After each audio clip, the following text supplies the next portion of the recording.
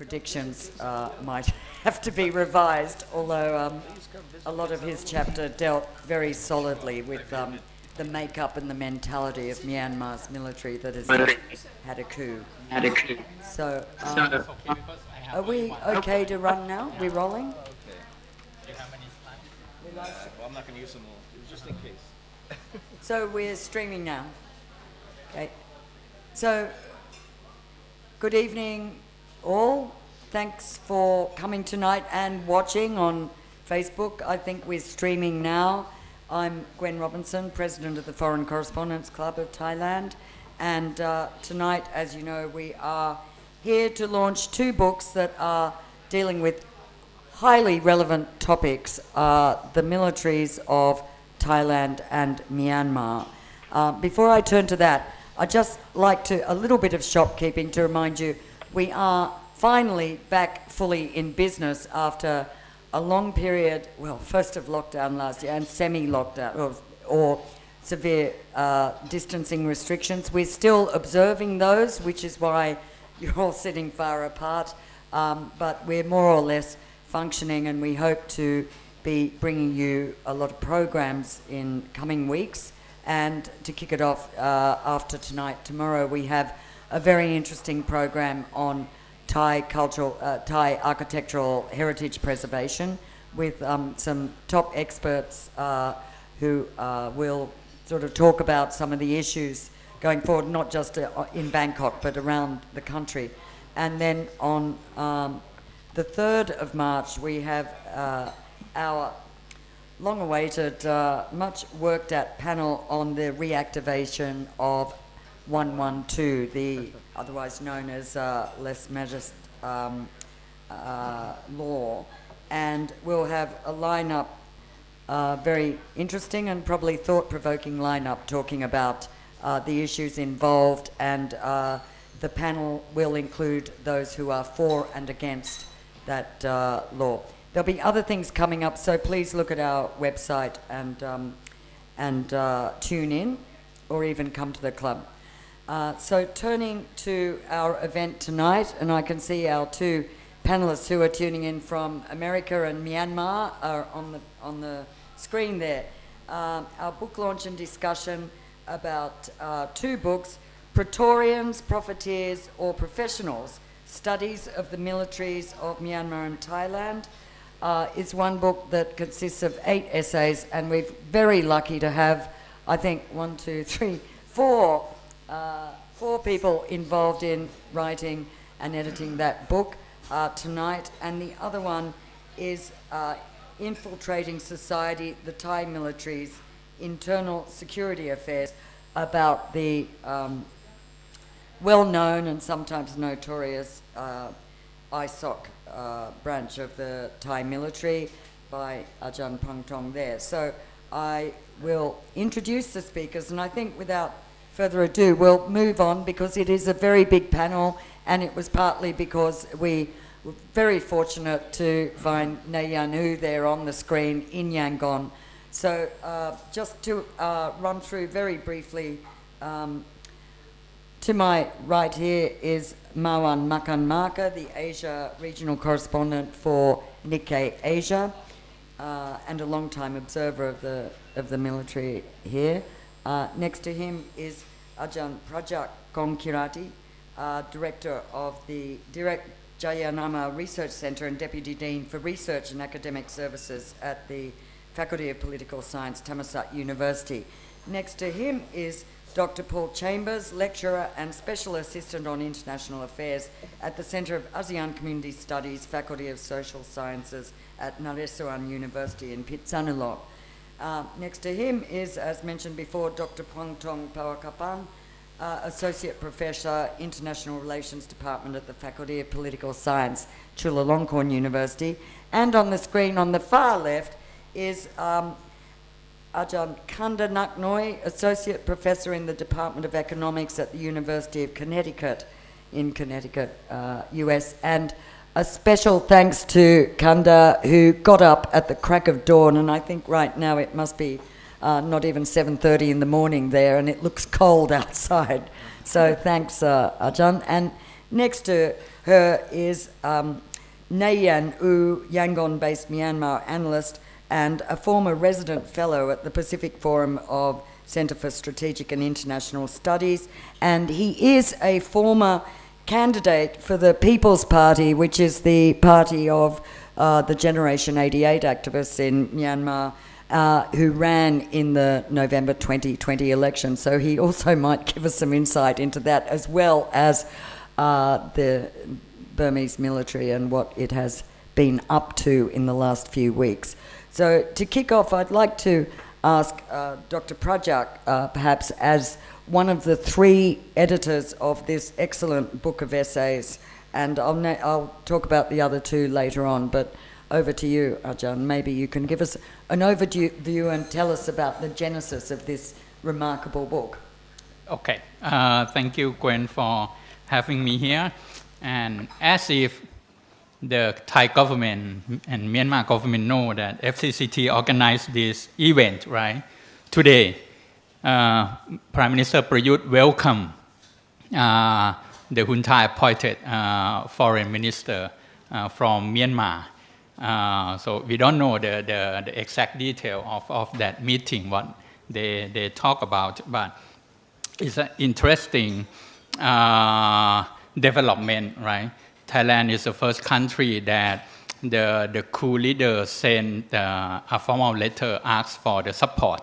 And also today is the first, I think, formal visit of the foreign minister of the junta government of Myanmar. Okay, so because we have a very tight schedule, I will talk about the genesis of the book and highlight some issues. I will not summarize the content of the book and each chapter. I will just conclude with one table here, which drawn from some of the materials in the chapters, and also some from Ajahn Pong Thong's book, and some from my own research. Okay, so the project start about in 2017 and 18. So during that time, okay, I was a visiting fellow in Singapore at ISIS, Yusuf Ishak Institute. And I had a chance to talk to some fellows and also the former director of ISIS. And we made an argument and have a discussion. I make an observation that by that time, you can see an interesting contrast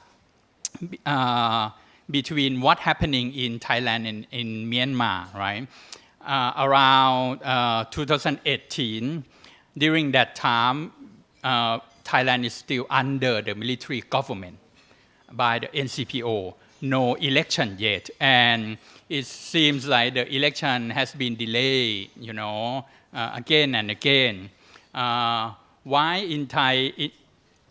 But at the same time, in Myanmar, during that time, seems like okay, the military, step back a little bit, allow for transition to happen. Even though everyone know that military is still, dominate and control politics, but you see some change. You see civilian government in control. But in Thailand, you see the military government in control. No one would expect this, right? If you study these two countries and Southeast Asian politics.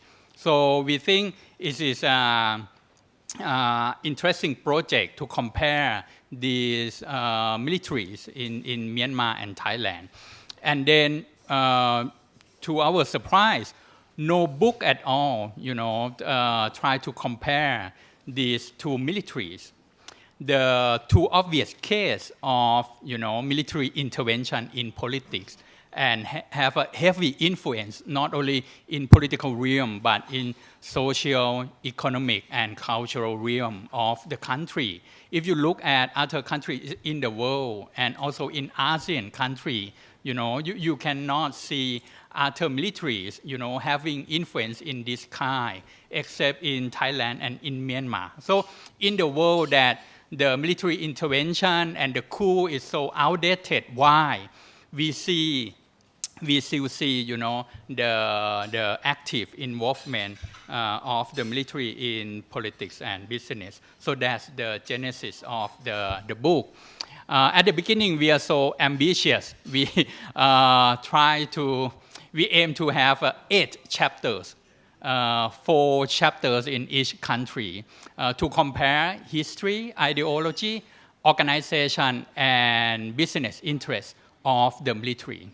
Turn out we have only 4 chapters. So the 2 main focus are on the ideology and the sense of mission of the military in both countries, and also the business interests and economic activities of the military.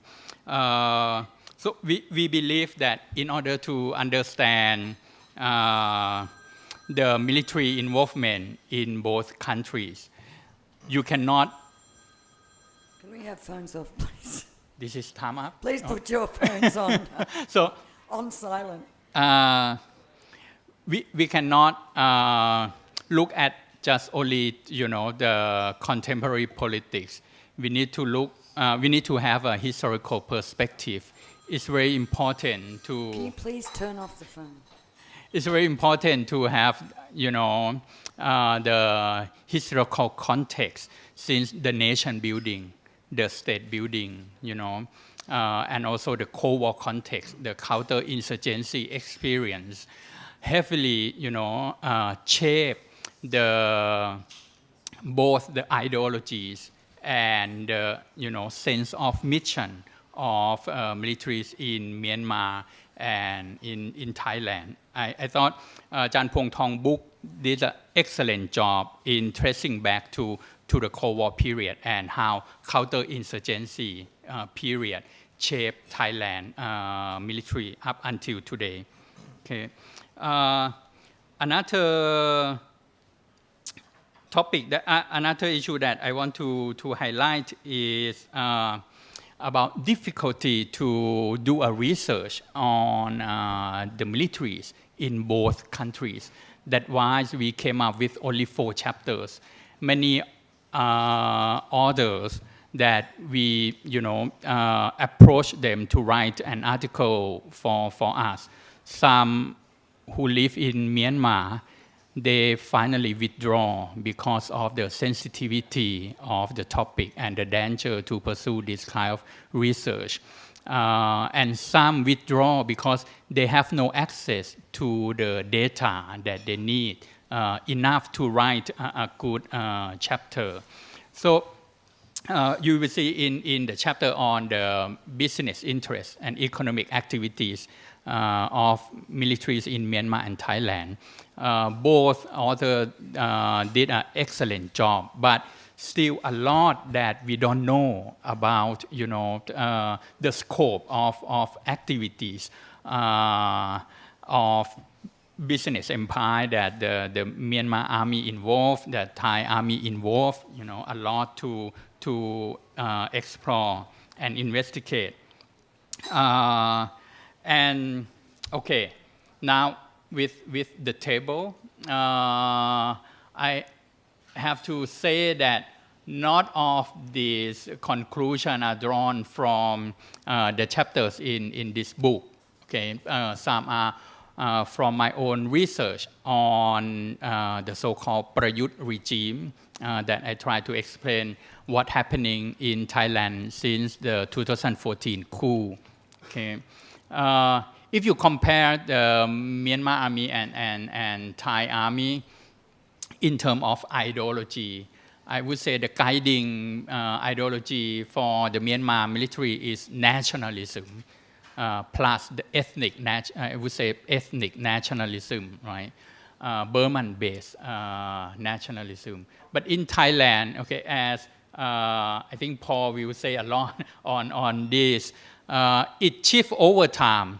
But since 1990s up until today, we could say that the guiding ideology that shaped Thai military is royalism. Okay, so this shaped the sense of mission. For Myanmar, they paranoid and they always concerned with the national integration, right? Or the union, the unity of the union.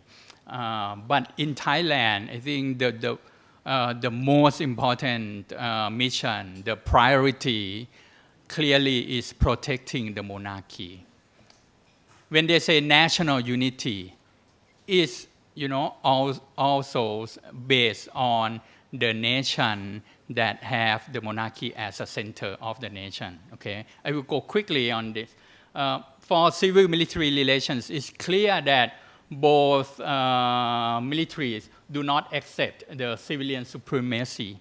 Nanyan was point quite excellently in his chapter that even General Min Aung Hlaing said that he want to modernize and professionalize Myanmar military. But when he said about the professionalism of the army, he doesn't have the Western concept of the liberal democracy and the military is under the civilian control. No, it's different concept.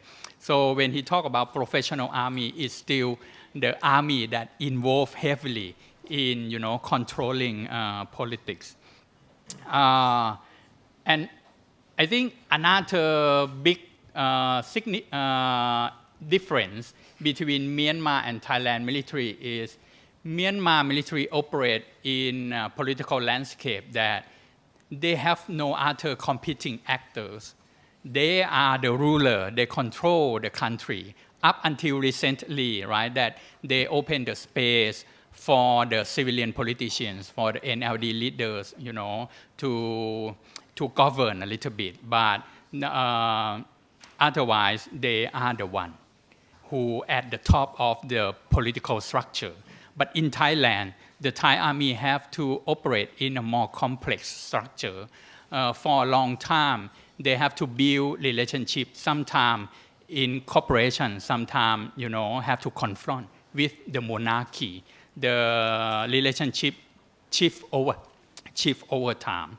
Not only the monarchy, but business elite and the political class like Thaksin and his peers. Okay. But then it led to the irony that when it comes to relationship between military and democratic politics and military and electoral politics, okay, Myanmar successfully controlling politics, right, in the name of disciplined democracy, the term and concept that they still use until today. In Thailand, Robert Taylor said in the epilogue, he said, Thai military never successfully control politics completely because the military has to make alliance with other groups and sometimes they lost, sometimes they win. So military is not in a position to control politics, but in a position to play politics. And they want to tame democracy, especially since the rise of Thaksin and Thai Party, and now with the Future Forward Party, they still, have to cope with this, the populist party and a very strong opposition party. But the irony for me is that when it comes to electoral politics, the Myanmar military is not skillful at all, and they the party that they create and support the USDP lost to the NLD, right, twice, and that it paved the way for this coup somehow, because you cannot win power through the election. You cannot control electoral and party politics. But compared to Thai military, even though they look clumsy and not skillful either in electoral realm, but relatively somehow they learn for quite a long time, since 1980s, how to play with electoral politics. You can see through Palang Pracharat Party, who now is the ruling party of Thailand, is a military-backed party, right? And somehow they managed to, form a coalition and sustain the power. So you can see the transition from Prayut junta government, the first 5 years under NCPO, and now he successfully, transformed himself to be a civilian prime minister with Palang Pracharat Party. So I would say Thai military is more successful in electoral politics. Military and business relation. Dr. Khanda will talk about this, but you can see a difference between Myanmar military involvement in business and the Thailand counterpart. Myanmar military involvement in business activities far more extensive. They own big conglomerate, and they, the wealth that they have, the revenue that they generate from their business empire. The Thai army will be envy, the business activity that they involve, even though it's not it's not normal, right? That the military own the television, the radio station, have a stock in the banks, and the mining industry. But if you look in comparison, the Thai military involvement in business is far less extensive. I will not talk about the military and mass politics. I would like to ask everyone to read Ajahn Phuong Thong's book, the best book that you can find, and it will help you understand why Thai military and Prayut government successfully govern Thai society so far. 7 years in power, one of the longest serving prime minister in the history of Thailand. Everyone underestimate Prayut, right? Because we look only him and the other fat general of his peer, right? The watch general. But then you miss the big picture that the Thai military, they, have long experience in controlling the population. They infiltrate into the society, especially in the rural areas, building the state support mass organization. And this vast organization that they control involved in elections, in referendum, in suppressing the red shirt activists, and now in helping the king to build a new support through the so-called 904, the voluntary program. It's a new kind of the right-wing movement that we witnessed in the 1970s. Now it was revitalized again in order to, confront with the youth movement that challenged the supremacy of the monarchy in Thai politics. Okay, so this is just the highlight and the comparison that I try to make. I will end with just one note. I think it's unclear what is the roadmap of the junta in Myanmar now. What next for them? I think they are in a difficult spot now. It's not easy. Even they successfully staged a coup, but with the large scale of the protests that we never witnessed, they cannot govern the country. So it's difficult now. But in comparison, for Thailand, we know they have a roadmap. But for Prayut himself and Prawit and the coup leaders from 2014, I'm not sure they have the exit strategy. What next for these generals after Prayut finished this term, which is only another 2 years? And then what left for Thailand? So I will end with this question that I would like to pose to the forum. Thank you. Well, thanks, Dr. Prajak, for an excellent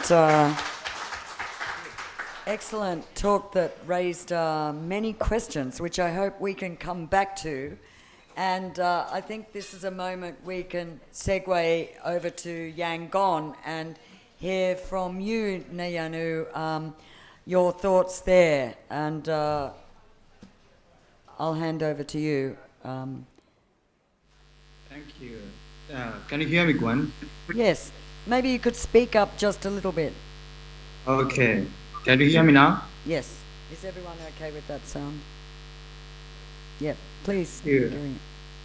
Thank you very much for inviting me to this panel. It is my real pleasure to speak here.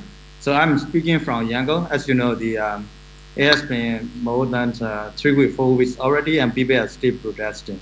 So in this presentation, I will try to answer a few questions. So the first question is, why did they do that? Why did the military stage the coup? So of course, there are many opinions. If you read in the New York Times, in a lot of the news outlets, but I will give you the official narrative from the military. I'm not saying that it is true, but this is just came out from the military. So I think we should listen. So it started back in I think it was in October before the election. So the 34 different political parties met with the commander-in-chief in Myanmar. They met with them and they complained about the electoral process. So right after the election in November, the military started complaining about the electoral fraud. So they said that there are about 10 million data, duplicated data in the voter list. So that could be some electoral fraud. So they started complaining about this issue right after the election in November, all the way to in January. So in January, they asked the Union Election Commission, the military asked the Union Election Commission to check the voter list. At first, UEC didn't respond to the military request, and later they said that if the military wants to check the voter list, they can do so in accordance with the electoral laws. So this is the response from the UEC, Union Election Commission. Right after that, military asked the Speaker of the Parliament to hold the special parliamentary session. It was in January. At that time, we already knew that the NLD won landslide in the election, and that they was going to form the government. So military approached the Speaker of the Parliament to organize the special parliamentary session, but it didn't work out. The Speaker didn't accept the request from the military. And finally, on January 28th, the military approached the president and also the state councillor. They asked 3 different points. One, they said that there are about 10 million mistakes in the voter list. And second, because this voter list mistake can lead to the electoral fraud, military would like to check the voter list. For that, in order to do this, they want to reorganize the Union Election Commission, so a new Union Election Commission, and that when new Union Election Commission checking the voter list, the president should not call for the new parliament. So basically, they are asking to check the voter list, to reorganize the Union Election Commission, and then not to form the new parliament, and of course not the new government. So these are the 3 requests from the military on January 28th, just a few days before the military coup, 28th. And finally they said that if the government didn't allow the military request, military will take the action in accordance with the 2008 constitution. So it was in January 28th. On January 29th, the government didn't allow the military request. So on January 29th, military again asked the government to call for the National Defense and Security Council, NDSC, very powerful council, National Defense and Security Council. In the previous government, in the Deng state government, the government regularly organized the NDSC. But in the during the NLD government, the Aung San Suu Kyi never organized the NDSC. So military kind of upset about that. On January 31st, on the last day, at 3 o'clock, the parliament released a new agenda for the day one of the election, day one of the parliament. So finally, military decided to take over the power in accordance with the constitution. So what I'm saying here is that military are trying to craft a narrative that they are trying to avoid the confrontation. They don't want to have the confrontation. They prefer the negotiation. But because of the refusal from the civilian government, they have no choice but to have to take the power. So this is at least this is the official narrative from the military. So another question is, did the military prepare for the coup?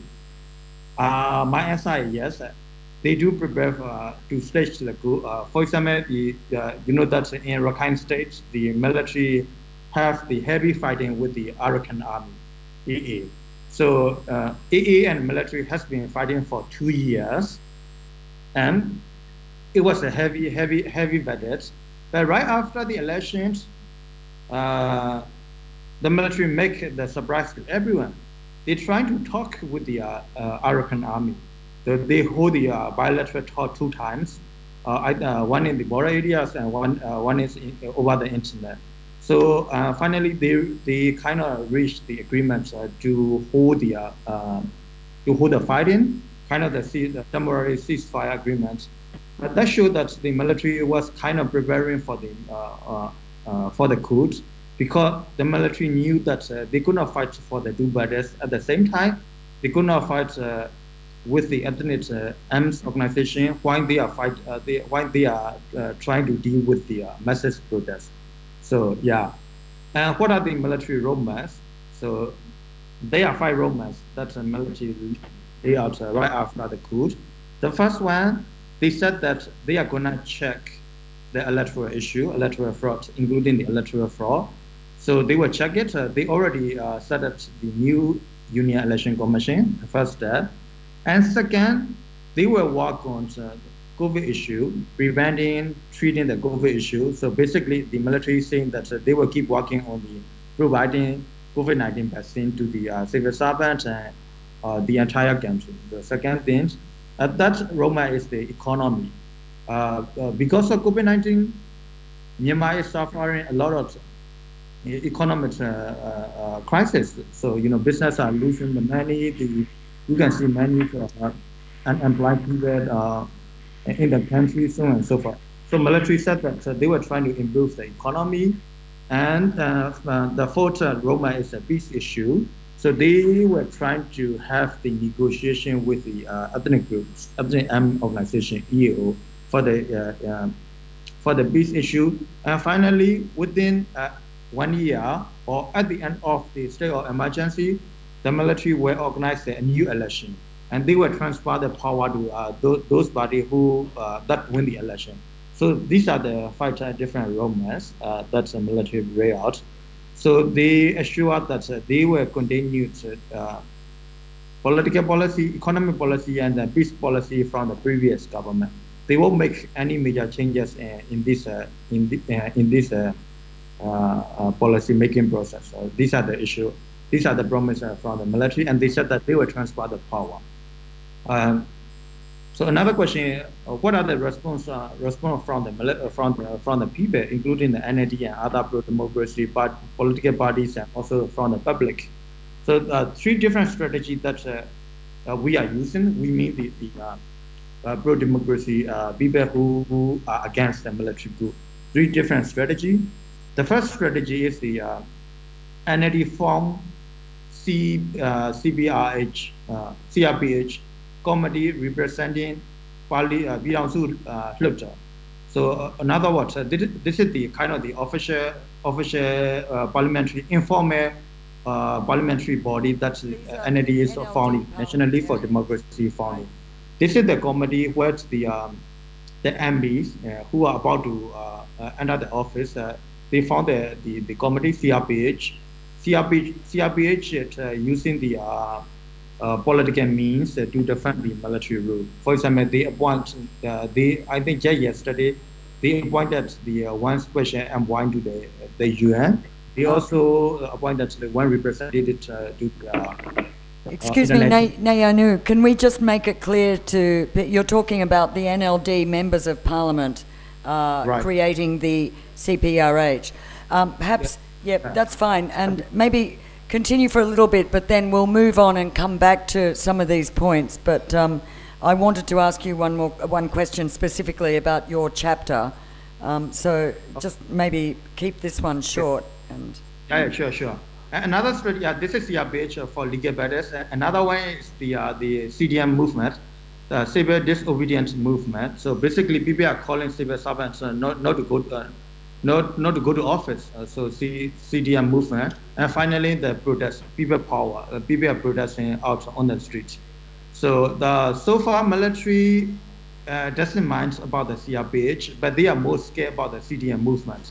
Since the civil servants are not coming to office, so the government bureaucracy is not functioning well.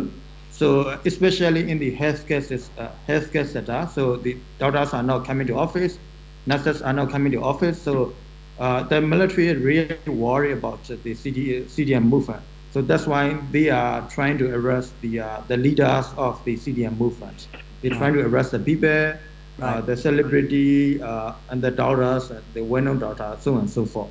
And then for the protest, so far military has not crushed down yet. They said that they are using the minimum force to handle the protester, but so far they haven't crushed down yet. But I don't know how long the current situation will last.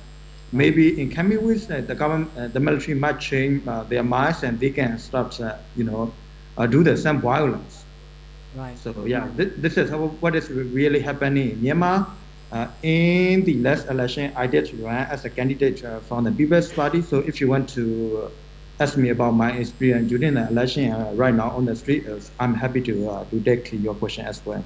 Right, thank you very much. And we'll come back to you on that chapter. I was just going to say, I wanted to commend you on, that was an excellent and very informative chapter you wrote in the book, and with the well-chosen title of New Tatmadaw with Old Characteristics. In other words, you were saying they were modernising and engaging with the West, but they were still committing human rights violations and were still locked in their old practices. But you did say, and I guess you might reverse that prediction in the book, that they had lost the will to have reverse democracy and have coups, which obviously was not the case. But you were saying that one thing that had helped them reform was Western engagement. I think that's the end of Western engagement. Do you think this will just make them worse?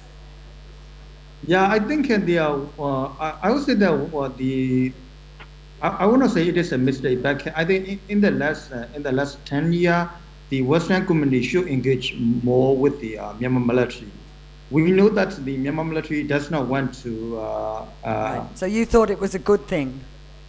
The engagement. Yes. There was should have engaged with the Myanmar military more. Right. Yeah, providing the leadership training, invite them to the Washington, and then let them see how democracy really works. Right. Okay. Well, thank you. I think we'll leave that there and come back to you because we've still got 4 speakers to get through. So we're going to move right along and over to Ajahn Khanda, whose chapter in this book also really took a profound look at the military organisation as well as an economic and commercial entity, as well as many other things. So over to you. Can I just also say here, everyone, we did have the books for sale. There are a few of the ISOC books of Ajahn Puangtong left. We've run out of the other ones, but you can, if you want to receive the book, and they're still very hard to get here, they are selling for a very good price here, and we can order more. So if you would like to, they're very thin and they look very flimsy, but they are absolutely packed with fantastic insights. And as Prajak said, there isn't anything like it. But anyway, you can order and pay, and they will come in about a week or two if you do want either book. So over to you, Ajahn Khanda. Thank you, Sawadika. Thank you for having me. And right now I'm sharing the screen, so I'm hoping that you don't see me, but you see my slide. So first of all, I would like to say that I really appreciate Prajak, who encouraged me to participate in this book. Initially, I thought about declining because this chapter is, I would say, it's probably about 10 to 25% of what I try to accomplish over time. And this project is ongoing, but in the end, I decided to say yes, and in retrospect, I'm so glad I did that. So I really appreciate the editorial encouragement. First of all, let me say that I am a macroeconomist. My primary specialization is on international finance. And why did I get into these military things? And some friends of mine in the US or in Europe start to notice this on my series. Like, Khanda, you're presenting paper on Thai military, what's going on? Tell us about the story. Well, here's the thing. As a macroeconomist, we use a lot of data from central bank and also, of course, the World Bank, the IMF. And while I was digging into this, then I realized, oh my God, Bank of Thailand was founded during the World War II. There's a connection between, Japan invasion, military, foundation of the bank. And then I looked further. It turned out almost all laws that govern the governance of the Bank of Thailand was created under military government. It could be after the coup, or it could be, I think there's one, let's say Prayut signed about three laws that govern the Bank of Thailand. Of course, the previous coup, let's say Surayut also signed one law. So it made me intrigued. How did it come about? How did the military have this extensive role in banking industry? And then I realized, you know what? As I grew up in Thailand, before I left Thailand at 17, whenever I go home, or whenever I went home, welcome to Bangkok. So you are foreigners. Some of you are foreigners. So when you come to Bangkok, you come to international airport. So this is the picture that I took. It's Suvarnabhumi Airport. But before that, so I left Thailand before there was Suvarnabhumi. So there was something called Don Mueang Airport. Okay, I think now it became some sort of domestic airport. You will see this currency exchange, but back then it's called Thai Military Bank. It wasn't called TMB Bank. Okay, but today, it's part of rebranding strategy. Instead of called Thai Military Bank, they come up with the new abbreviation TMB, so which is literally Thai Military Bank. So it started to make me wonder what else is going on. Besides being in the banking, trying to shape banking laws, trying to shape the laws that govern the central bank, and Prayut literally 2 months after the coup, that he took control of the board of investment, and which we found later on that, of course, the military takes part in this reallocation of the so-called special economic zone and so on. So there's more story into that. So, but if you're a tourist, if you just come to Bangkok, you come to the airport, you see this currency exchange, you explore Bangkok, okay? And this one hidden story. It turned out I went on TripAdvisor to look for the best golf course in Bangkok. It turned out one of the 10 is military golf course. But the one I'm showing you is actually not the one in TripAdvisor. The one in TripAdvisor is the military golf course in the Don Mueang Airport, okay? But this one is military golf course in an army base, and this is the ground force base, not the air force base like the Don Mueang Airport. So you can see the size of this huge golf course in the middle of the city, across from the central department store on Ramintra Street, and this military residence. So you the scale, the sheer scale of the size. Okay, so in the U.S., military have golf courses. Some of them allow public use, but the relative size just intrigued me into this project. And thanks to technology, now we have Google Maps. So I used Google Maps and look over various locations in the military. I saw so many golf courses. What's going on? Why do they need golf course? Well, then there's another thing. Okay, besides golf course, besides a large land holdings, what else does the army own? It owns two free TV stations. So before this liberalization of communication industry in the mid-90s, Thailand used to have about 5 to 6 free TV stations, and 2 of them are owned by the military. One is operating directly by the military called Channel 5. The other one was auctioned to, actually the auction was operated by a concession of a private company, that's Channel 7. So let's think about this. CBS is owned by U.S. Army. This is unthinkable for me. Okay? I mean, in Thailand, people are so used to that, but I lived in the U.S. for a long time, and I also lived in Japan, so this is not quite right. Yeah, NHK was owned by the government. We had the Channel 9, which is equivalent of NHK, but this is something else. Okay, Channel 5, Channel 7 in Thailand broadcast, music, concert, drama, and one of the pictures that I took here, the popular drama on military TV always portray this, romantic story about the soldiers that are the good guy falling in love and so on. Hey, what's this going on? Well, that's a story. Okay, let's go back to the history and see what's going on. Okay, turn out. Hold on. I have only 2 more slides. Okay. It turned out in Thailand there is something else going on. So in the U.S., Eisenhower likes to say about this military industry complex. Krugman likes to say about that too, that the military is the user of various industrial goods, and it developed this, this cozy relationship, and the decision to purchase industrial goods may not be optimal because of this twin relationship, and some military personnel retire and go sit on the board of private companies like Boeing and so on. Okay, fine. That's the Western story. In Thailand, it's the opposite. I would say the standard military industry complex is there. Well, we can discuss about how the military procure their weapons, their tanks, their planes. Sure, it's there. That's standard. Every military has that. I assume that. But what I try to say here is there's something non-standard, something unconventional going on. And this is way before I start to read about Myanmar. Okay, so it's the reverse. The Thai military also produce and sells non-security services for private consumption. Okay, so from economic point of view, this is strange. What is exactly the military is doing? Well, so I try to investigate further. So there are 2 types of firms in this chapter. There are 2 types of producers. The first type is called military firms.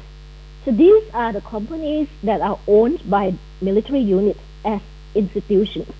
Okay, so people in Thailand like to talk about the military personnel whose children own construction company and get concessions from the army. Okay, that's what I would call military-related firms. So that's part of my research, which is outside this chapter as well. It takes more time to collect data of those firms. Okay, but what is crucial here is that the military as institutions own companies, for-profit companies that provide services for private consumption. Okay, it had nothing to do with security. It's just complementary. I would say that later on what I mean by complementary. Okay, for instance, the Thai military bank that I showed you in the beginning, the TMB bank, and this is the banks that actually provide currency exchange at Don Mueang International Airport, even before the Siam Commercial Bank. Okay, so the military actually benefit a whole lot from globalization, financial globalization, and this integration of transportation in Thailand with the rest of the world. So I would say, globalization enabled the government to really capitalize on equipment, on infrastructure, and build complementary industry on that. And banking is one of those really benefit the military. And when the military start out, when they start this TMB bank, I'll discuss in the next slide about when. Okay, and at the time the military also start the media business. But the media business at the time started out as enterprises in the sense that military enterprise are defined as military units that provide this non-security service for private consumption. So the ownership are not registered as companies. It's just literally, military unit providing services. So this is as closest to state enterprise, I must say. So for instance, when the first international airport, the Don Mueang Airport, start international flights at the time, it was military owned. So that's what I would call military owned commercial airports. So of course, Don Mueang is no more military owned. It's owned under this state enterprise that operate 6 international airports, the AOT. But at one point in the history, it was. And I will talk about a new airport, which also owned by a military. And then TVs, I discussed 2 channels. Today there are satellite TVs, and they show concerts. I mean, when I start telling my Japanese friends, just think about this. Think about Fuji Television owned by Japan military. It's unthinkable for them either. So, so media is extremely important, and radios. Also, these are army radios that give concession to private music industry. So there's this tight connection between the media industry and the army, because the army itself provides a platform for the media players. The radios companies, the recording company to distribute and commercialize that. So there's no surprise. I mean, media equipment also came to Thailand through the war. Okay, I mean, all this the TV itself also got created during the Cold War. They came through globalization, and then golf courses, real estate, hotels. So these operate under military units as government agencies. So let me discuss the timeline, and that's the last slide. So this started in 1948, okay, when Don Mueang International Airport started to provide commercial service. So I call that military airport enterprise. I put it in blue color for the airport, and then about 9 years later, there's emergence of military bank. It was literally called Thai Military Bank. And at the time, Tatmadaw was the chairman, and he also had personal stake for 10%. The military as a person, and so as institution owns the large stake, and then some personnel also own small stake of that. There were about over 6,000 of shareholders, including institution shareholders.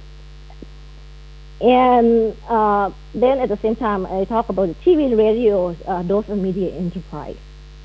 And the bank expand, operates currency exchange, open branches around the country, just like any commercial bank, okay? And Tatmadaw also makes sure that he limits competition. He created a banking law that gives the full authority to the Ministry of Finance to give or not to give banking license. Okay, so you can see how it goes. Even today, Thailand still had less.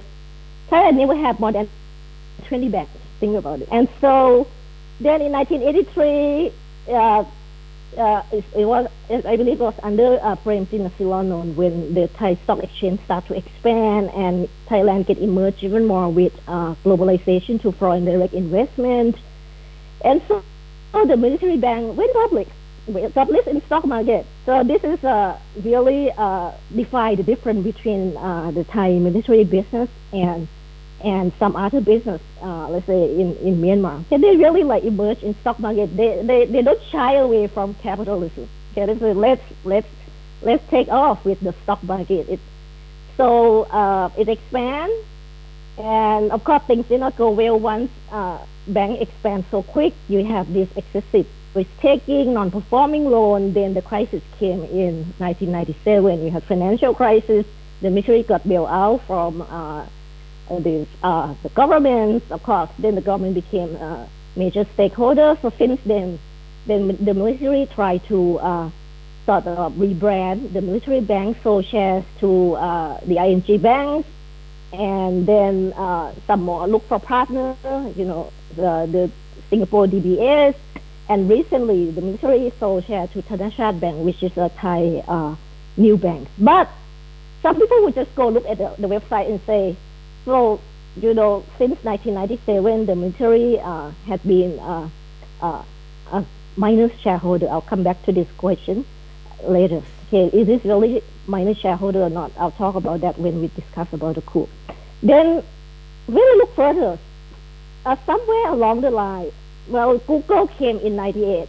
So I was in PhD program in 98, started using Google. And at the time, there was no Google Map yet. At some point, Google Map got developed. Somewhere along the line, I noticed the military golf course. And also, I had relatives who from the army and tell me story about how the military admit regular people to come to the golf course, including tourists. I was like, what is this? Then I looked further, I saw real estate developments. The military developed housing projects in the name of welfare program. But yet, after those houses were developed, the owner can lease it to anybody. Okay, the owner can lease it to anybody. Doesn't need to be military personnel at all. So that's one industry that people overlook until the mass shooting last year. Right, the mass shooting last year happened because some military personnel who thought he purchased certain house or land and got angry that he thought he got duped and all that. So it's about the conflict within this real estate development in Korat on the Korat thing, and then people start to become interested. So we take that for the entire country to take a look what the military is doing with their land holdings and hotels. Okay, if you go to Prachuap Khiri Khan, you go to Sattahip, there were military hotels that open up to tourists, and they will say that we offer this in the name of welfare, so we are not charging the same rate as 5-star, 4-star hotel. We are very friendly. And come to have seminar and conference, but literally, if you have that much of land, why do you need to do this, right? So that's a big question. So Thai military, as a government agency, own the largest land holdings. If you don't count the Forest Bureau, okay, who owns national park. So it's a huge amount of land, and the military try to preserve it, try to find a reason to use it. So I don't know when that started. I give that question mark, but we know that in 2014 we had a coup. Yeah. So once we have a coup, then effectively Ministry of Finance was under control of military government. So when we look at shareholders of, let's say, Thai military banks, okay, we see that the major shareholder is the military. So even if the military direct holding today is about 1%, if you include the government shareholdings, it's large. And someone say, well, last year the military sold the government share to Pranachat Bank. Isn't that just disappear? Military bank is no more military. Well, the government still own more than 10%, and also there is a mutual fund that is largely owned by the government. Okay, largely owned by Ministries of Finance. That still own military banks. So this, if we include military holding and this government-owned mutual fund, the military bank is still largely under control of the military-backed government. So the military understand this criticism. So this, for the first time this year, if you go look at the stock exchange financial report, for the first time, there's no general sitting on the board of the TMB bank. From 1957 until last year, there were always military general on the bank, okay, on the board of board directors. Okay, it used to be 100%, and then it declined. And just to characterize the influence of military banks, when the bank started in 1957, the general manager is civilian, and all board members were generals or colonels. Okay, all those guys. And for a while, that general manager worked at the Thai military bank. When he stepped down, next position was the central bank governor of the Bank of Thailand. Okay, Ajahn, I think we have to move on to the other presentations and maybe come back to some of those issues in discussion. Okay. If you just All want right. to wind up. Okay, so let's move up. So after the coup 2015, what did we get? We get a new military airport in Utapao. Okay, and now the odd thing is it's owned by U.S. Navy. It's not. It's owned by Thai Navy, not Thai Air Force. So that's under development, under expansion, and so that's go back to the same model. Okay, that we start in 1948. That the military operates international airport. And, there is this duty-free business, duty-free concession inside. And the latest news that just came out this month is that the military announced that they will overhaul management of its property. So you can go take a look at the bankofpost.com, and the military admits openly that it had 36 golf courses, and they plan to develop it for commercial use, and also sport complex, and boxing rings, which came under scrutiny because of the COVID infections and so on. So all these are moving, and I think this is an exciting line of research that if we try to understand what's going on and try to look at the firms who are related to military, to let's say director who are military personnel but not exactly owned by military. So this also interesting government Thailand. Okay. Thank you. Thank you very much for that. And I must apologize to everyone. I'm sorry about the sound. There seems to be a problem possibly with the computer that end. We're using Skype, which is usually clear. But anyway, if you didn't catch some of that, the video is on our Facebook page and the sound will be much clearer there. I think in the room it's not actually coming across that clearly. The sound actually, however, though, for the speakers here is coming across very clearly. So if I can now turn to Paul Chambers, who's going to talk about some of the work he illuminated in his chapter in Praetorians, and then over to Ajahn Phuangthong for her excellent book. So over to you, Paul. Thank you very much, Gwen, and thanks FCCT for having me here. The question, which is the title of this book, Praetorians, Profiteers, or Professionals, we have the answer to the first one, Praetorianism. Actually, Thailand's army, Thailand's military, Myanmar's military, they're both Praetorian, and indeed it comes back to brothers in arms. Actually, the militaries of these two countries have worked together before. They've had their differences, but they've worked together.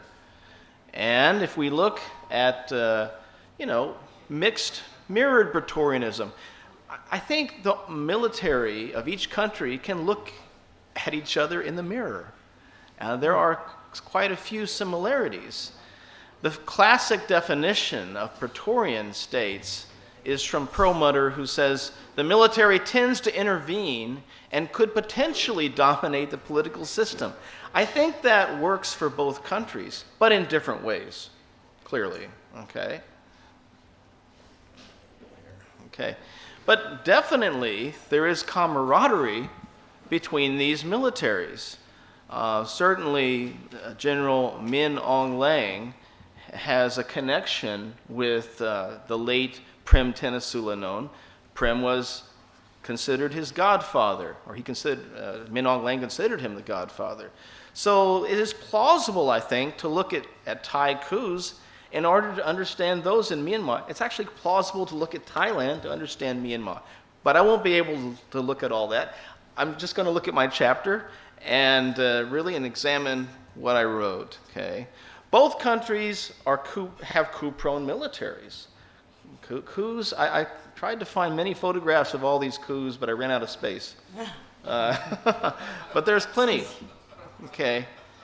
Now, the chapter that I really examined, though, was ideology and sense of mission. And really, when we think about this, we're examining the military mindset. Often we look at the term groupthink, that the senior officers have imbued a certain conceptualization with their behavior. Okay, it's fundamental to the shaping of military organization. But really, I would like to say that, in my view at least, Thai military ideology, especially since 1980 or 81, has been a function of two related but sometimes countervailing conceptualizations. First, I'd say the armed forces in Thailand are what I call a monarchized military, which acts as a guardian and mechanism serving palace interests. Okay. Second, the military today sees itself as a nationalistic arbitrator of Thai politics under monarchy. It is in that role responsible for ousting or installing governments as it deems such intervention necessary to protect Thai national security and development, correlating with an identity centered on Buddhism, monarchy, and Thainess. Now, what do we mean by monarchized military? Sounds like a bunch of alliteration. Well, it's defined in terms of transactional dynamics, legitimizing symbols, rituals, and processes, okay? It's a social construction, okay? And as well as historical cultural legacies, whereby soldiers secure patrimonial monarchies that have evolved to oversee capitalist centralized states. And Thailand is not the only country that has a monarchized military. You could argue that Japan, in many ways, had one as well. You could argue that other countries such as Spain have had one in the past. Okay, so this is not some singularity of Thailand's uniqueness. Okay, monarchized military, as I said, is socially constructed, a legitimizer of coups against the ruling order. In a way, it's a sort of a kakistocracy, the khaki of the military with the aristocracy of the monarchy and its entourages. Okay. And indeed, look over here to our right, we see some symbols of some important units. The Queen's Guard unit in Thailand on the upper right, which accrues to the importance of the Queen. Again, that's an importance of the palace right there. Here at the bottom is the new Central Command of Bangkok under the current number 1. And again, it shows the images of monarchy. It's not just a bunch of fluff. That's not just fluff. This is very important to understand the legitimizing fundamental of the military in Thailand. Now, there's, as Ajahn Pachak pointed out, there has been an evolution of Thai military ideology. And, before the 1932 Patiwat, you could say there was an arch monarchization, clearly, because there was absolute monarchy. But then, after the 1932, we see nationalistic developmental militarism akin to fascism that began to become extremely important. Then we see another era of anti-communism, anti-monarchist, and I think say developmental militarism. And I think this developmental militarism dovetails nicely with some of the economic evolution that Dr. Naknoy was talking about. Then, to a greater emphasis on protecting democracy, but under monarchy, of course, and during various periods. But during the last period, 1992 to 2006, we begin to see military ideology becoming more coherent, much more coherent through its adulation of monarchy. Since 2006 and 2014, the most important dimensions of Thai military ideology have been a focus upon arch monarchization and developmental militarism. Okay? Now, with that in mind, we must admit that the military in Thailand is highly factionalized and extremely factionalized at the moment. There have been different times in Thai history where factions created such fission that stability was almost impossible. For example, in the 1970s, especially the late 1970s, but also parts of the 1950s. Right now, there is such fission, and let's go find, hold on a second. There we are, just go to that. I'm skipping some slides to save time. Well, very recently, there has been a new faction that's been created. Okay, it's called the Kaudang faction, or it should be like the red rim, not redneck, red rim faction of the T-shirt. And that faction is a creation of the palace. That faction was an attempt, the creation of the faction was an attempt to try to unite the disparate factions around the current king. Okay, and so if you take this 3-month program of courses, 904 courses, then you have a better chance to get better promotions. All right? And that's certainly one important part of it. The other important part of it, though, is to diminish the number of factions and have them oscillate much more clearly and coherently around the king. All right? And it's not just soldiers that take these classes, it's police. I think we saw the other day something very much relating to this red rim faction that Mr. Rome was talking about. And as such, if you want to have promotions, they become rather political. So we don't have so much professional. But again, this is using ideology to unite security forces. I might have used up my time already. Am I finished now with the 10 minutes? Well, should we give him one more slide? I can go on with this. Go on. Okay, just a couple more. This is an easy slide. Okay. One thing, this is actually just relating to the junta. I just wanted to bring it up. One thing that the military has done, which coheres its power and will cohere it over time, is to create this 20-year strategy. It was the 20-year national strategy, and I think there should be more mention of it because it, according to some folks that I talked to, some Thai generals, they said, well, this will Sovietize the future of Thailand. And I said, what do you mean Sovietize? And they said, because any elected government in the future might find it difficult to go against the mandates of this 20-year strategy. And what is in that strategy? Well, it's rather ambiguous. However, for example, a very high military budget and other military intentions for the future. If an elected government were to go against the military these 20-year strategy in the future, it is possible that the commission that sits above this military strategy could take a case before the National Anti-Corruption Commission against the sitting government. And that could eventually go to the Constitutional Court, which could fell a government. So, this is some sort of way to really create a charade democracy.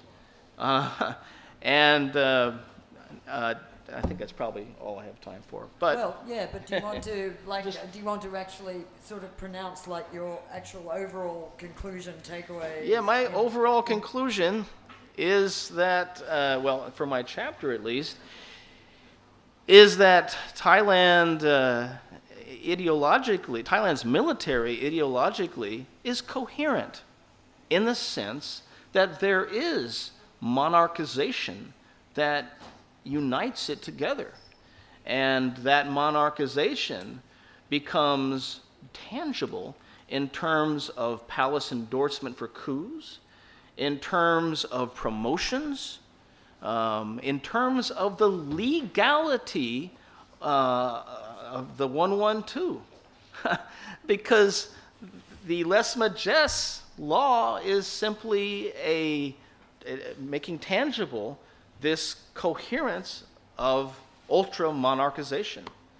So I think it's very important to understand the how there is a kind of a coherence of ideology in the military today. Do you think it can carry it forward into the 21st century, or it sounds pretty anachronistic? It is anachronistic, but at the same time that there is this cohering ideology, there is enormous factionalism.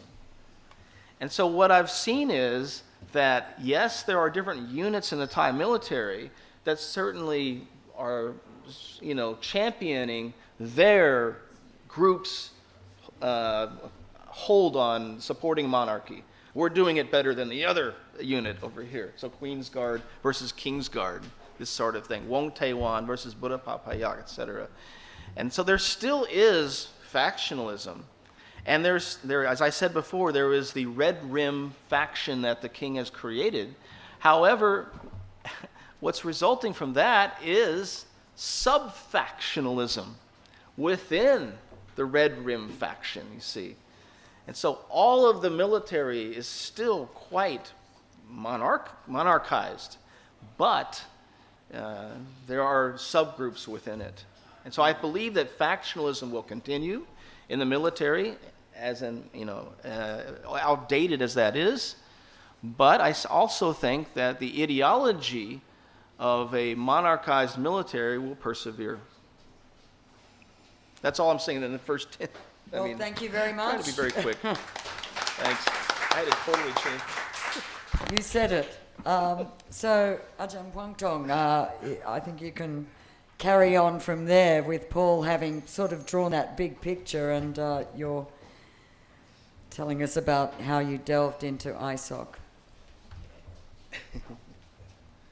Thank you, Grants and FCCT, for having me and for organizing this book launch for all of us. First of all, before I go to my book, I would like to say something about Paul's presentation. I really like that Paul proposed that Thai military is actually Praetorian state or Praetorianism. It's a concept that has been rarely applied to the Thai military, even though some journalists or some academics may call Thai military as a Praetorian, but they never apply it seriously. Because in these last couple of months, I have been thinking about this issue, whether can we call the Thai military a Praetorian state? I mean, we can use this concept for the Burmese military. It fits very well.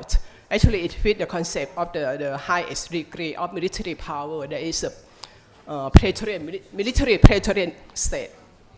But Paul proposed that the Thai military is the arbitrator of political system under Thai monarchy, right? But actually, I would say that for me, the Thai military now is fit into the concept of the ruler of the Thai political system.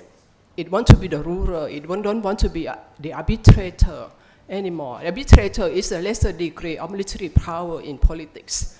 It may support civilian government that it approves, but the rulers mean that they become ruler themselves, and their power is much more extensive. And because I think since the coup d'etat in 2006, I can see that the scope of power of the Thai military is so excessive, so extensive.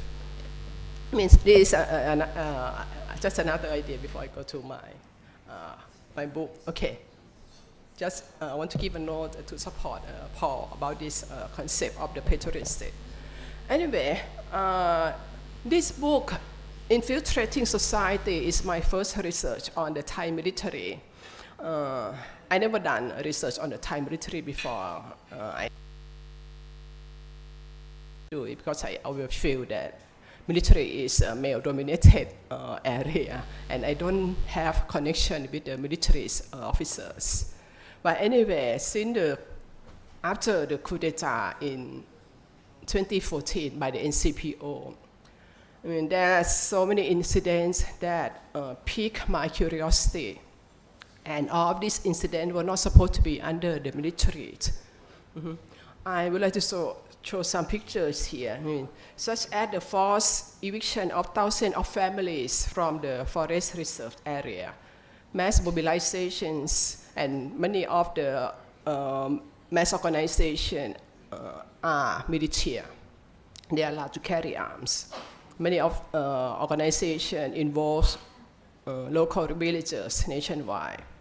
And also the expansion of royalist indoctrination campaign in Bangkok and in the provinces and school nationwide. Surveillance system, both physical and cyber surveillance system, which look over the regime's opponent. Most of these activities were reminiscent to those during the counterinsurgency period. And to my astonishment, the Internal Security Operation Command, the ISOC, which is the leading counterinsurgency agency during the Cold War, often appear in these activities, and their names appear since the coup d'etat in 2006. But experts and politicians were quite oblivious of what was going on. In 2014, 2015, when people asked me what I was doing, I said I was researching on the ISOC. The response I often receive, wasn't it dead already? Actually, not. It's very strong and very active.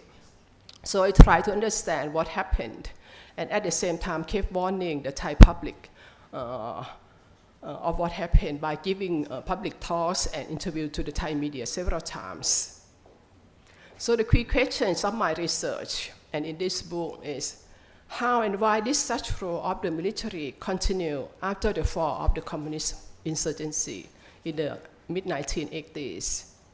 And what were the objectives and rationale used to legitimize the military intrusions into the socio-economic and political sphere? So my key findings. These are the activity of the military. If I go on, let's look at some pictures. Some of you might have seen it in my last presentation, in my talk at FCCT last month, a couple of months ago. The left one is one of the militia mass organization under the ISOC, village defense units. The right one on the top, revival of the village scout, which were active in the 1970s and involved in the Sudan massacre in 1976. And the left on below, military reservists for national security. This one is a training program for militaries. If you click onto if you Google it on the website or on the YouTube and just key in the term Ka'oramano, you will see lots of these activities. And even on the ISOC website itself, they fill up with all these pictures of the training program. Okay, so my key finding. Okay, although my research started with the question with the ISOC, the role of the ISOC, but the research led me to something broader than the ISOC.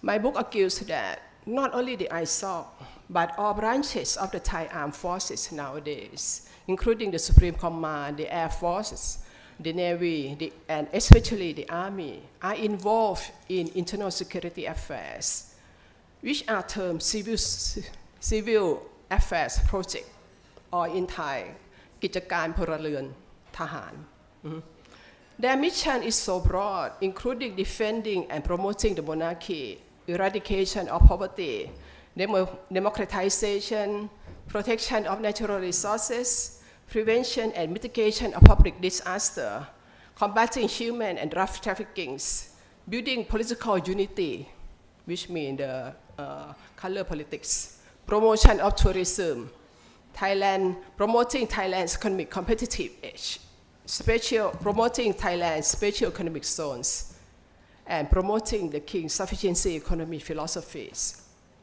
In time of political contention, many of these projects can be turned into mass mobilization campaign. Many of their activities are redundant to those of ISOC, but the ISOC alone has a coordinating and commanding power over other state agencies, as long as the ISOC claim that their activities are in the name of national security, in the name of internal security. In other words, the existence of ISOCs allow the military to have power over the police and other civilian bureaucratic agencies.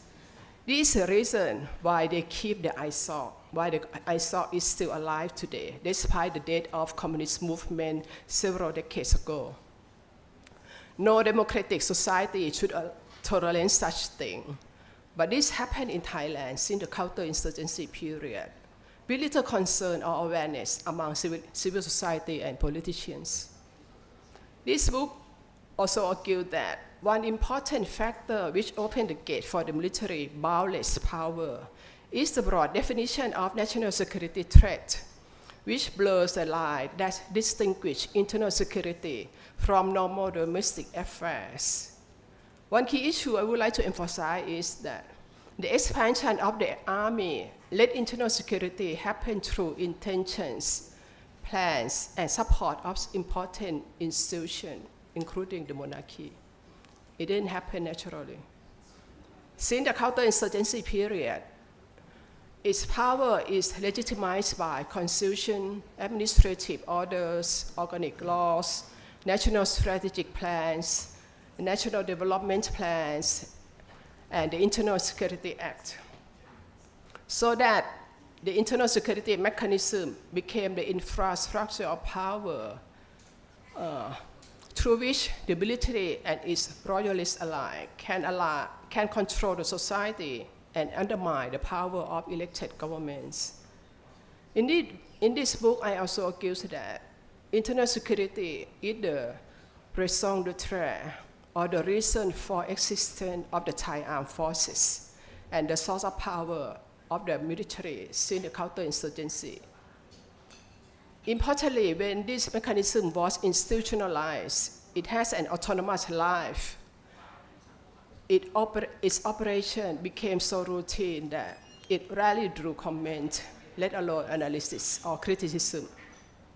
Its survival gave the military and its royalist allies a repertoire of stratagems that they could remobilize people when they confronted new challenges, namely the rise of the Red Shirts movement and now the youth movement. I'll give you some example now. This is this activity, this mobilization of the royalist support happened in October last year. In Nonthaburi, Surin province in the northeast, the one on the left below in Surat Thani, in Phuket province. The one on the top in Tak Bai, Narathiwat, Pattani, in the south, Sa Kaeo in the northeast, Samut Prakan, adjacent to Bangkok.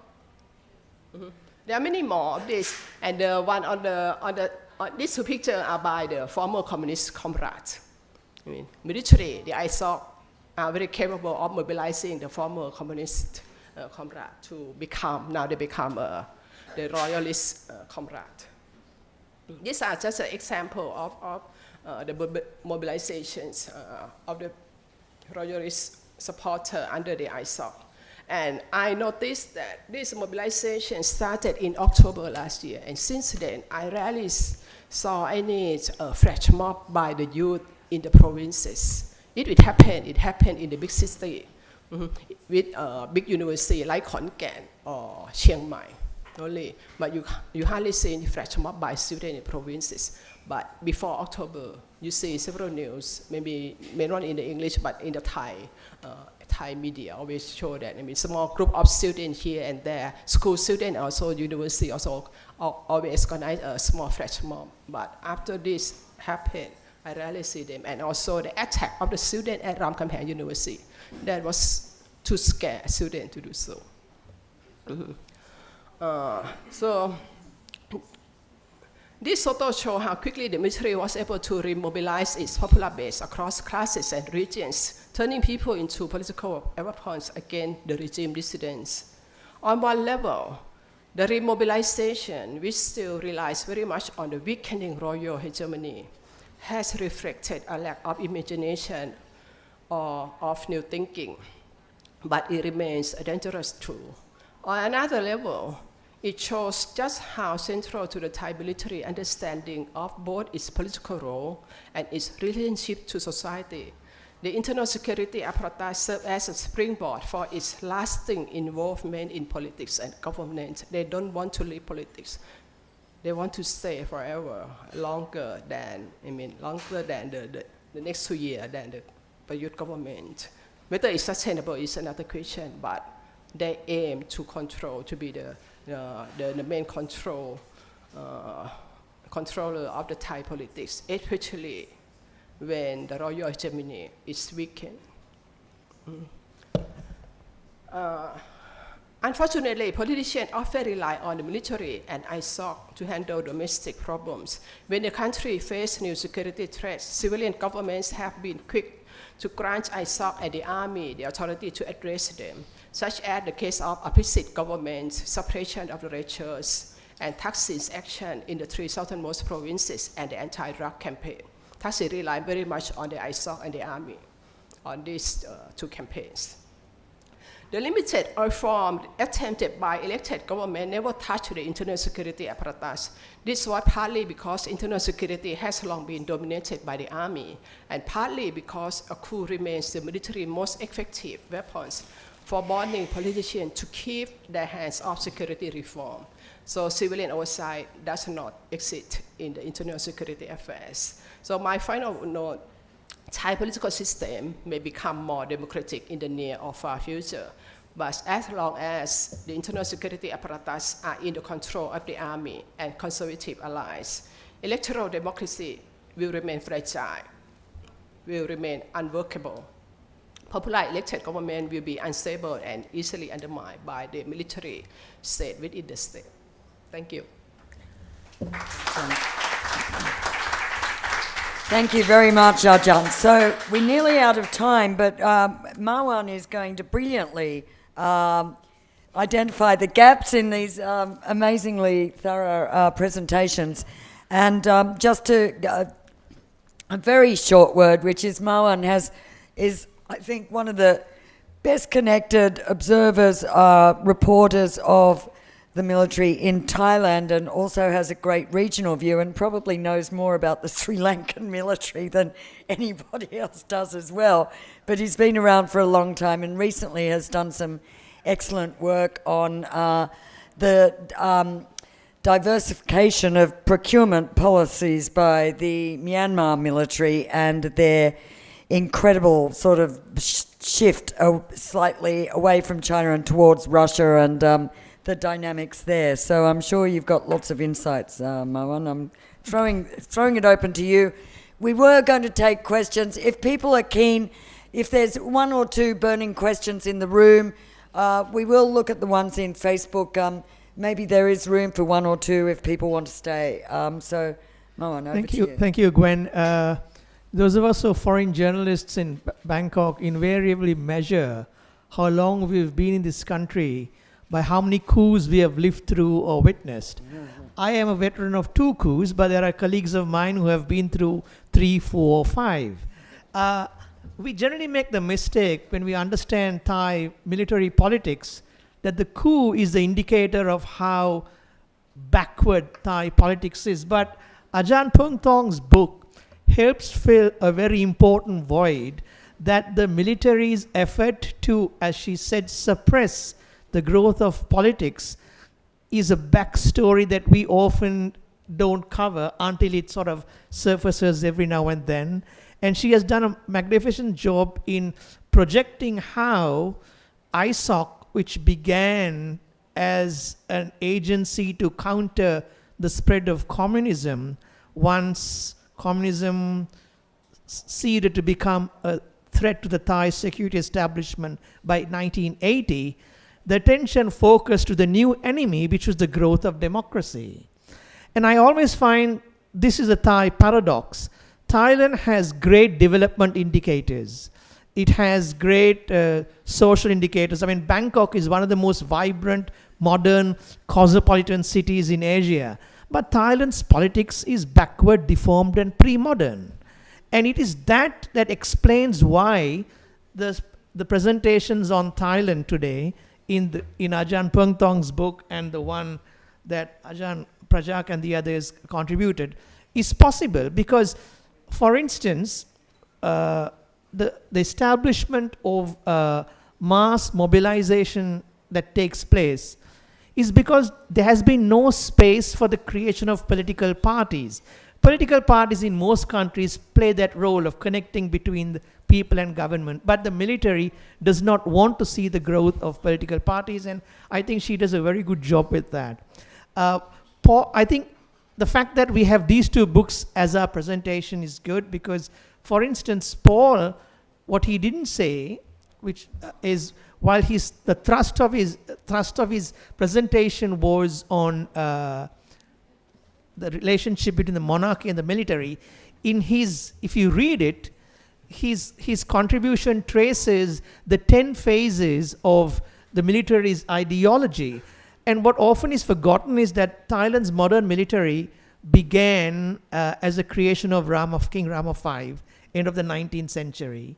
And the concept of the sovereign and the nation has constantly changed. And I mean, after 1932, the military defined that it was a nation that was going to be the essence of protecting the country, whereas subsequently after World War II, as he said, there was a development of the monarchy. So I think this shift that he traced is useful for us to understand why the military's raison d'etre today is the monarchy, whereas there are other security threats to the country. For instance, the problem in the south, for instance, drugs, for instance, trafficking. Those are serious national security threats, which always fall, as he said, much below the threshold of protecting the monarchy. And my final comment is the presentation by Ajahn Khanda on the economy. I think her work adds to, say, works by Ajahn Surachat, who has also done extensive work on the nexus between business and monarchy. And what is often forgotten is, I think there are like 15 forms of business activity the military is involved in. She mentioned some, but there are also a number of off-the-book economic activities that the military is involved in, including running flea markets. I mean, so the level of amount of economic penetration that the military is involved in confirms what is a general theme that everybody said, is that the military is here to stay in Thailand. It's going to be a dominant player, and it's going to be very difficult for civilian politics to challenge the edifice. Thank you. Thank you very much. Well, overall, a really excellent. I think we've had a full range of views and exploration of both Thai and Myanmar militaries. I can see a question there. Please identify yourself. Thank you, Gwen. I'm going to erase my question before everybody tries to get home. It's been a long evening, but a really interesting one. The issue I wanted to raise for any panelists, actually. Please. I'm Jonathan Head. I'm the BBC's correspondent here. I'm also on the board of the FCC. Thank you. What struck me as missing in particularly the analysis of the Tatmadaw is the example of Indonesia.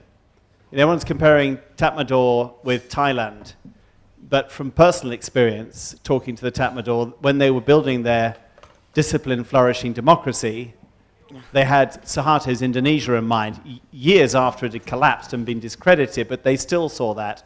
And we saw the guaranteed seats in parliament. You could see what they were following. That was what they were thinking of. Now, Indonesia started, like Myanmar, as a multi-ethnic state, very weak, a post-colonial creation with no natural national cohesion, in which the military played the central role and saw itself as the guarantor of unity. But somehow in Indonesia, the paths diverged, both under Suharto and after Suharto. So we now have the military separated to a large extent, not completely from politics in Indonesia, but not in Myanmar. And I wonder whether the example of Indonesia has been instructive for any of the panelists in thinking about what's happened in Myanmar, and indeed, the development of what you call a Praetorian state in Thailand and Myanmar together. I can see Paul with his hand up already, but I'm happy for everyone to have a go at this one. Can you hear me? Okay. That's very interesting, because all three states have tried to use political parties to sustain military power. And that's one issue. Another issue is the duifungsi, the notion of a dual function of a military as national security, but also developmentalism, right? And I think that the Indonesians had early successes on Dwi Fungsi, and the Myanmar military, Tatmadaw, and the Thai military also attempted this sort of thing. But what I just take from the question is that there is the issue of political parties. And Golkar seemed to be somewhat successful. But the USDP of the Tatmadaw was pretty unsuccessful indeed. And then, of course, the Palang Pracharat was surprisingly successful, I think.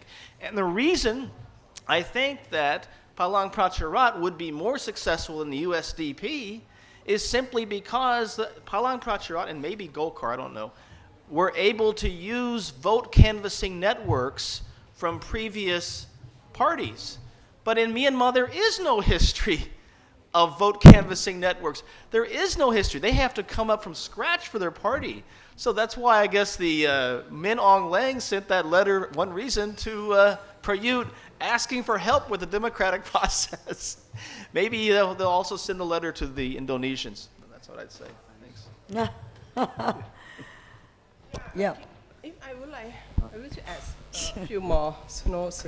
I think the key questions that make the Burmese military different from that in Indonesia is because the Burmese military decided to shut down its country and apply the Burmese way of socialism to the economic system, while Indonesia is different.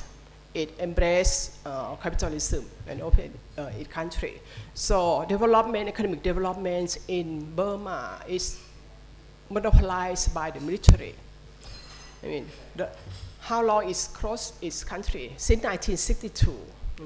And even though it's opened the country to foreign investment in 1988, military still control the system and be able to exploit the new economic opportunities. And every time there's transition or there's change in Burma, like it's opened up its economy to foreign investment in 1988 or 2011 when it's a period of transition to democracies.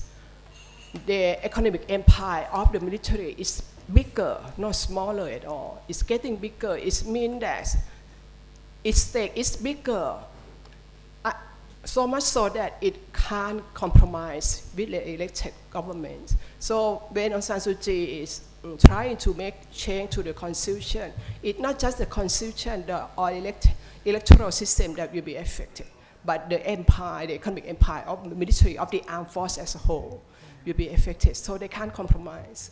Right. And, well, both, Nayanu, okay.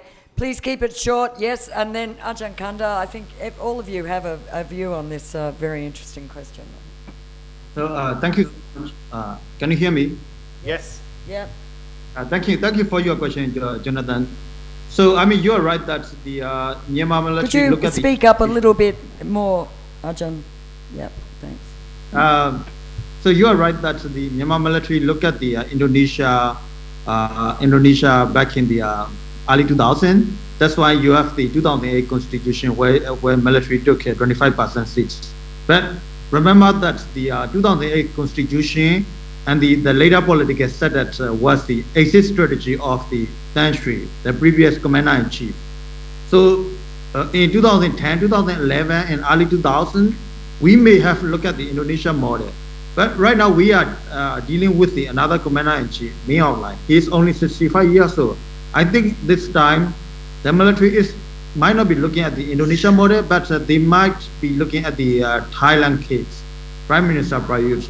So I guess that the Min Aung Hlaing might be in power even after they hold the election in 1 year time, 2 years time. So I think we should start talking about the Thailand model rather than the Indonesian model. Yeah, I'm glad you said when they hold the election, not if. I think that's under great debate, but I think that's another subject of another panel. Over to you, Ajahn Khanda. So I I increased the volume of maximize the volume, so I hope the transmission of voice is better. So I would like to say that over the long term, the transformation of economic empire, even in Indonesia, was largely impacted by the financial crisis in 1997. Okay, so that led to bank failure, massive protests in Indonesia, the downfall of Suharto, and so on. So Thailand had somewhat sort of moderate effect to that extent. But if you pay attention, you realize that at the time Thailand was under military prime minister. So General Chavalit stepped down, and then the Ministry of Finance who took over to try to fix the economy came from the bank, the Thai military bank actually. So there is this attempt to create a soft landing for the military economic empire in Thailand, which they did very well. I have to concede they did it very well, and the TNB managed to transform itself to more professionalism with certain control from the military. And so that's pretty much isolate Myanmar from everything, because Myanmar wasn't integrated to globalization to the same extent as Thailand and Indonesia. So the question is, what about the COVID crisis now? If the COVID crisis that lingers, would that bring, the same scale of financial stress? I don't know. And so I think this is something also interesting, that the crisis itself always reveals fragility of the economic empire of not only the military but also the structure overall. And I believe all these massive protests in Bangkok also promoted. In the beginning, it was promoted by this unemployment and job loss during the COVID. But then at the same time, the military also managed to turn it around and use the COVID crisis to create this emergency rule.